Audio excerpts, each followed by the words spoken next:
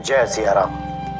सब सुख लहे तुम्हारी सरना, तुम रक्षक काहू करना। श्री सिद्धि माँ अक्सर भक्तों को कहा करती थी कि अगर भक्ति में शक्ति है तो ईश्वर और गुरु स्वयं खींचे चले आते हैं।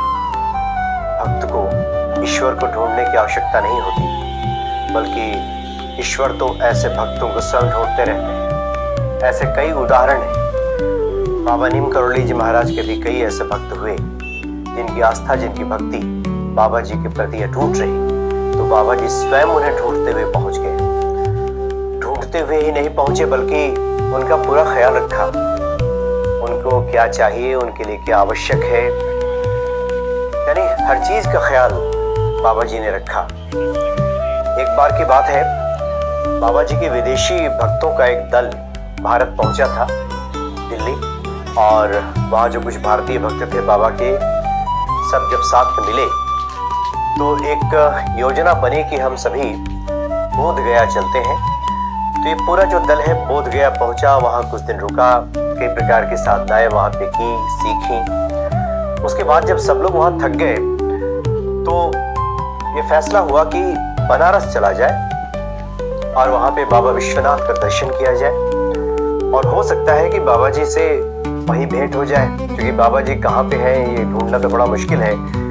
कोई टेलीफोन का ज़माना उस वक्त, मोबाइल फ़ोन का ज़माना तो था नहीं कि बाबा जी के बारे में पता चल जाए और उन्हें ढूंढा जा सके।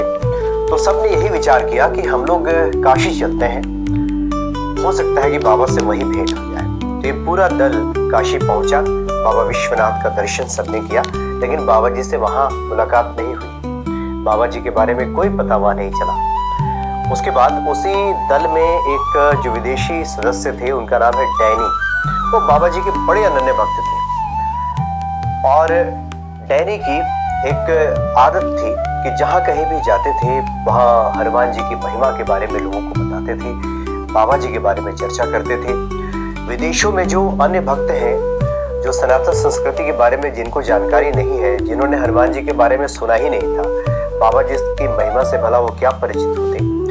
तो डैनी एक रास्ता अपनाते थे कि अपने पास हमेशा बाबा जी का और हनुमान जी का एक लॉकेट रखा करते थे, और जो भी उनके निकट के लोग हैं, जो भी उनसे मिलने आता था, हनुमान जी की चर्चा करके उसके गले में वो लॉकेट पहना देते थे कि गले में बाबा जी, श्री हनुमान जी जब विराजमान होंगे तो सद्बुद्धि आ जाएगी, और धीरे धीरे जब इच्छा होगी श्री हनुमान जी की तो ऐसे भक्तों को उनकी महिमा से भी परिचित होने का अवसर मिल जाएगा।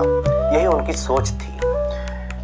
तो बाबा जी की बड़ी भक्ति करते थे, बाबा जी के बारे में प्रचार प्रसार जहाँ कहीं भी हो सकता था उनकी महिमा के बारे में बताते थे लोगों को। तो बनारस में उनके मन में एक ख्याल आया। उन्होंने कहा कि जब बनारस पहुंच ही गए हैं, और तो क्यों ना हम लोग संगम तट पे चलते हैं, जो प्रयाग का संगम तट है वहां चलते हैं। तो अन्य भक्तों ने कहा कि आप तो महाकुंभ में हो आए हैं, पहले महाकुंभ जब लगा है, लेकिन अभी तो वहाँ कुछ होगा नहीं। वहाँ तो अभी जो मेला स्थल है अब तो सुना पड़ा होगा, कोई भीड़ भाड़ भी नहीं होगी, वो रौनकता भी नहीं होगी, तो फिर जाने का क्या फायदा। और हम लोग थक गए हैं, तो क्यों ना वाराणसी से हम लोग सीधे दिल्ली पहुंच जाए।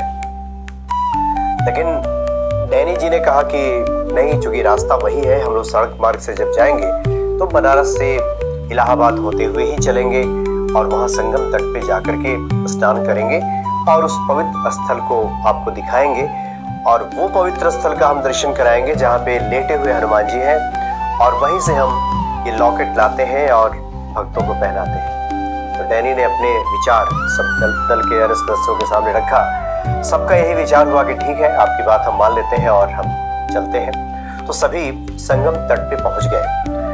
तो चूंकि मेला तो लगा नहीं था, कुंभ साल 2 साल पहले वहां समाप्त हो चुका था, तो निर्जन सब कुछ लग रहा था, लेकिन गंगा की जो कलकल धारा है वो सबका मन मोह रही थी। गंगा, सबने वहां पे स्नान किया।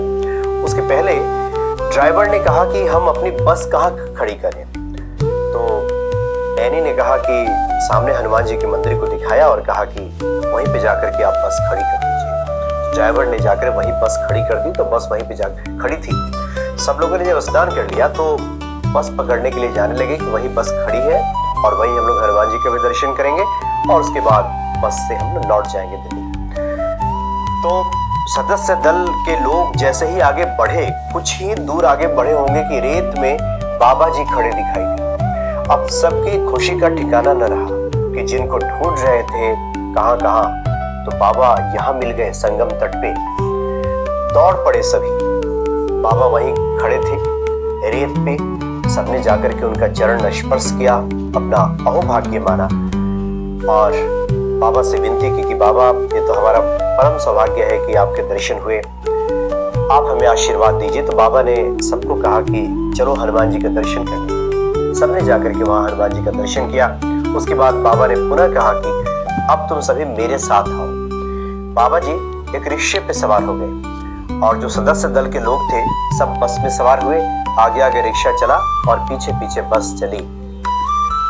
जाने के बाद बाबा अपने एक भक्त के यहाँ रुके और जब ये लोग पहुंचे, सदस्य दल के लोग, तो उन लोगों ने देखा कि हाँ, तो बड़ी तैयारी चल रही है।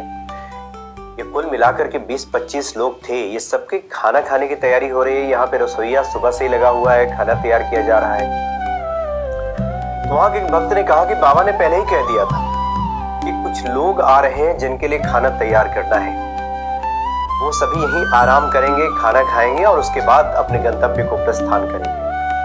बाबा ने पहले ही कह दिया था। ये बातें सुनने के बाद जो सदस्य दल के लोग थे उनकी आंखें छलछलाई कि बाबा कितने दयालु हैं, कितना ख्याल रखते हैं। उन सब के मन में इच्छा हुई कि बाबा के दर्शन हो जाए, तो बाबा ने दर्शन तो सुलभ करा ही दिया, आशीर्वाद से अनुग्रहित तो किया ही, खाने पीने की व्यवस्था भी करा दी। सबका इतना ख्याल रखा कि इतनी दूर से लोग थक करके आए हैं, तो खाना पीना करेंगे, सभी यहाँ आराम करेंगे और उसके बाद दिल्ली के लिए प्रस्थान करेंगे। तो बाबा जी की इस सहृदयता को देख करके लोगों की आंखें छलछला गईं। बाबा के पुनः चरण स्पर्श सभी ने किया, बाबा का आशीर्वाद ग्रहण किया और बाबा ने खास करके जो डैनी थे उनसे कहा कि तुम तो हमेशा हनुमान जी की बातें करते हो, हनुमान जी की कृपा से लोगों को अवगत कराते हो, तुम पर तो विशेष कृपा है श्री हनुमान जी की। और उसके बाद बाबा ने सबको वहां से सकुशल विदा किया। ये जो पूरा दल है फिर दिल्ली के लिए वापस लौटा। इस संस्मरण की चर्चा बाबा नीम करौली जी महाराज के अलौकिक प्रसंग में किया गया है। बहुत विस्तार से इस बात की चर्चा की गई है कि श्री माँ जो बातें कहा करती थी कि जो जिनकी भक्ति में शक्ति होती है, ईश्वर तो स्वयं उन्हें ढूंढ लेते हैं। उनके जीवन में बाधाएं आती नहीं है, उन बाधाओं का निराकरण हो जाता है, क्योंकि ईश्वर अपनी ही माया से निर्मित इस संसार में सब कुछ उत्पन्न कर सकते हैं, लेकिन मानव हृदय का जो प्रेम है वो ईश्वर उसके भूखे हैं, उसको स्वयं उत्पन्न नहीं कर सकते। इसलिए जब कभी किसी मनुष्य के हृदय में ईश्वर के प्रति प्रेम उमड़ता है तो ईश्वर दौड़े चले आते हैं, श्री हनुमान जी का वो कृपा पात्र बन जाता है। तो बड़े दयालु है श्री हनुमान जी और बाबा नीम करौली जी महाराज। ऐसा अलौकिक प्रसंग सुनने के बाद, पढ़ने के बाद बाबा जी के प्रति ये जो हमारी भक्ति है और प्रगाढ़ और स्थिर हो जाती है। जय सिया राम।